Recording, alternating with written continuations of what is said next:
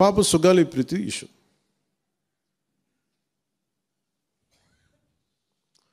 పండ్లున్న చెట్టుగా రాళ్ళు పడతాయంటారు. ఎవరైతే చేయూతనిస్తారో, ఎవరైతే ఆదరిస్తారో వాళ్ళని తిడితే ఎట్లాగా? అసలు ఈరోజు సుగాలి ప్రీతి అనే కేసు ఎలా ఎక్కడి నుంచి బయటకు వచ్చింది మీరు చెప్పండి? ఇలాంటి అన్యాయం జరిగిందని ఎవరికి తెలుసు? ఈ రోజున గత ప్రభుత్వం 2019, 2024లో ఒక ప్రభుత్వం మీద, అప్పుడు ముఖ్యమంత్రి మీద మాట్లాడటానికి అసలు ఎవరికైనా ధైర్యం ఉందా? ఒక ముఖ్యమంత్రిని అరెస్ట్ ఒక మాజీ ముఖ్యమంత్రిని ఆ టైంలో అరెస్ట్ చేస్తే రావడానికి ఎవరు లేరు రోడ్ల మీద. అలాంటి పరిస్థితుల్లో ఓడిపోయి 2 చోట్ల ఓడిపోయి ఉన్న ఒక ఎమ్మెల్యే వాళ్ళ పార్టీకి వెళ్ళిపోతే ఏ మానసిక స్థైర్యం, ఏ ధైర్యం, ఏది ఉంటుంది చెప్పండి ఎవరికైనా? మరి అలాంటి సమయంలో నేను ఒక తల్లి పడ్డ వేదన తీసుకున్నా. నాకే సరదాన 2 లక్షల మంది జనం మధ్యలో నడుచుకుంటూ వెళ్ళి ఆ సమస్యను హైలైట్ చేసి వాళ్ళు సిబిఐకి ఇచ్చారు. సిబిఐకి ఇస్తే మన ఇంటర్నల్ పేపర్ వర్క్ మనకి ఎలా తెలుస్తుంది? ఇంటర్నల్ పేపర్ వర్క్ వాళ్ళు ఇస్తే వాళ్ళు ఏంటంటే జీవో రిలీజ్ చేశారు. మా దగ్గర నుంచి వెళ్ళింది కానీ ఎక్కడికి వెళ్ళాలో అక్కడి నుంచి ప్రొసీడ్ చేయాలి, అక్కడ ఆపేశారు. హోంశాఖ నుంచి వెళ్ళింది సెక్రటేరియట్లో ఎక్కడో నెక్స్ట్ ఫైల్ ఢిల్లీకి వెళ్ళాల్సిన అక్కడ ఆపేశారు. మేము హోంమంత్రికి మేము సిబిఐకి పంపించేసాం అంటే లెటర్ చేశారు, లాక్ చేసి లాకర్లో పెట్టారు. ఇది జరిగింది. ఈ ప్రాసెస్లో ఏం చేశారు, వాళ్ళకి ఈ కేసు కొంచెం సెన్సిటివ్ కేసు కాబట్టి మీకు చెప్తాను.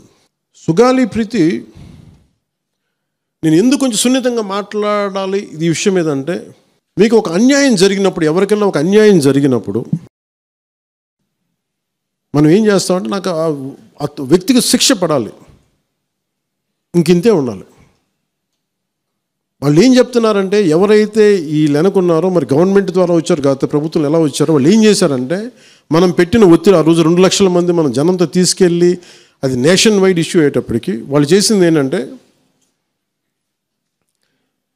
మనం చేసిన పోరాటం వల్లే ఎస్సీ ఎస్టీ అట్రాసిటీ కేసు బాధితులకు చట్ట ప్రకారం ఇచ్చే ప్రయోజనాలు, పరిహారాలు వారి కుటుంబానికి దక్కాయి. కర్నూలు రూరల్ మండలం దిన్నెదేవరపాడులో 5 ఎకరాల వ్యవసాయ భూమిని కేటాయింపబడింది. ఆ గ్రామం కర్నూలు నగరానికి 9 కిలోమీటర్ల దూరంలో ఉంది. ఈ రోజున మార్కెట్ వాల్యూ కనీసం ఎకరాకి అది వాళ్ళు చెప్పడం మీరు క్రాస్ చెక్ చేసుకుని 2 కోట్ల వరకు ఉంటుందని చెప్తా ఉన్నారు. వీరి కుటుంబానికి కర్నూలు కార్పొరేషన్లో కల్లూరు వద్ద 5 సెంట్ల ఇంటి స్థలాన్ని కేటాయింపు చేసిన ప్రభుత్వం. సెంటు 10 లక్షల నుంచి 15 లక్షల వరకు ఉంటుంది.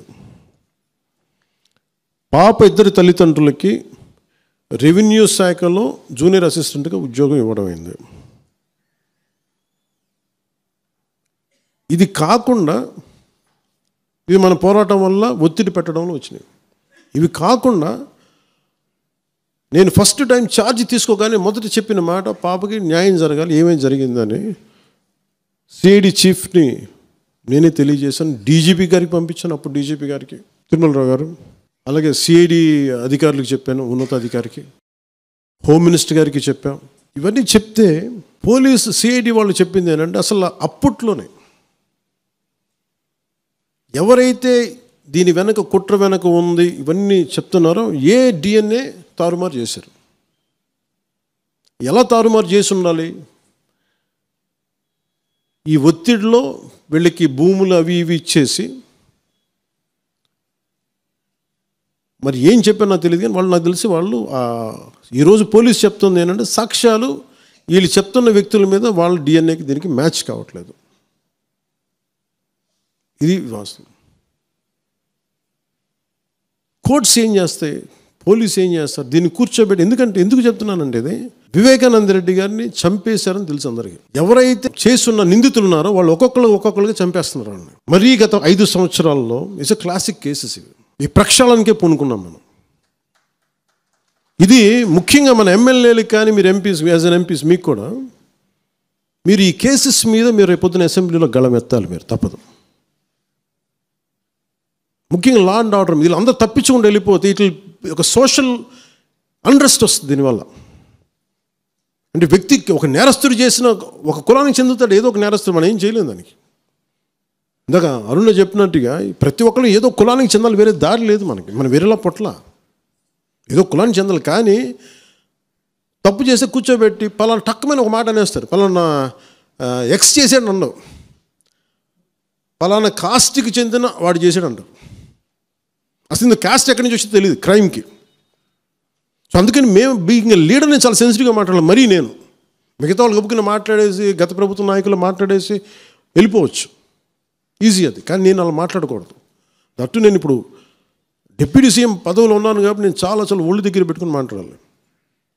అందుకని ఇవన్నీ మీరు ఒక్కసారి దీంట్లో కూడా ఆ పాపకి న్యాయం జరగాలి, దోషులుంటే శిక్షింపబడాలి, దాంట్లో అసలు ఎప్పుడు లేదు. కానీ ఇలా ఒత్తిడి పెట్టాల్సిన వారికి కూడా నా విన్నపం ఏంటంటే, మీరు అసలు ఈ కేసు ఎవరి వల్ల బయటకు వచ్చింది మీరు చెప్పండి. సో మా త్రికరణ శుద్ధిని, మా చిత్తశుద్ధిని మీరు తక్కువ ఎంచిన. ఇక్కడ కేసులు వాళ్ళు కూర్చోబెట్టి నేను వెళ్ళి సాక్ష్యాధారాలు నేనేం క్రియేట్ చేయలేను. అక్కడ గత ప్రభుత్వం చేసిన తప్పులు కొనేసారి వీళ్ళు చాలామందిని. మరి ఏం కొన్నారు, ఎలా కొన్నారు, దీని మీద కేసు పెట్టాలి. ది లెట్ ఎంటైర్, ఇది నా ఒక్కటి కేసు కాదు, ఇది ఎంటైర్ సొసైటీకి ఇది సిచ్యువేషన్.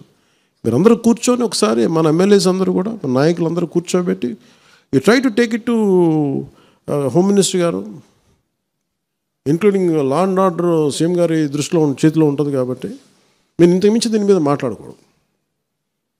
అందుకని నేను శిక్ష పడాలని కోరుకుంటాను. ఇంతకుమించి కాకపోతే ఏమైపోతుంది, నా మీద నన్ను లాగడం చాలా తేలిక అందరికీ.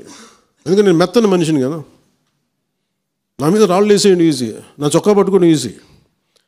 అదే గత ప్రభుత్వం ముఖ్యమంత్రిని పట్టుకోమని చెప్పండి, ధైర్యం కూడా చేయరు, ఇప్పటికీ ధైర్యం చేయరు. ఎందుకంటే వాళ్ళ మనుషులు ఇళ్లలోకి వచ్చి కొడతారు, క్రిమినల్స్ వచ్చి ఇళ్లలోకి వచ్చి కొడతారు, చంపేస్తారని భయం. మనం ప్రజాస్వామ్యం కదా, మనం భరించాలి. అందుకని దయచేసి దీన్ని మీరు ఒకసారి కూర్చోబెట్టి ఒకసారి మన గౌరవ శాసనసభ్యులు, మంత్రివర్గ సహచరులు, లెజిస్లేటివ్ కౌన్సిల్ మెంబర్స్, పార్టీ నాయకులు అందరూ దీని మీద ఒకసారి, స్పోక్స్ పర్సన్స్, వీర మహిళా నాయకులు, వీరందరూ ఒక్కసారి కూర్చోబెట్టి ప్రతి ఒక్కరు కూడా దీని మీద, ఇది ఎందుకంటే ఇది ఒక కేసుగా చూడకండి, ఇది గర్ల్ చైల్డ్ తాలూకు ప్రొటెక్షన్ చాలా ఎసెన్షియల్. అందుకని దీన్ని సోషల్ మీడియా యాక్ట్ కానీ ఇవన్నీ మాట్లాడాలని పొద్దున్న నిర్ణయించుకున్నాం. ఇది ఒకసారి మీ దృష్టికి తీసుకొస్తాను.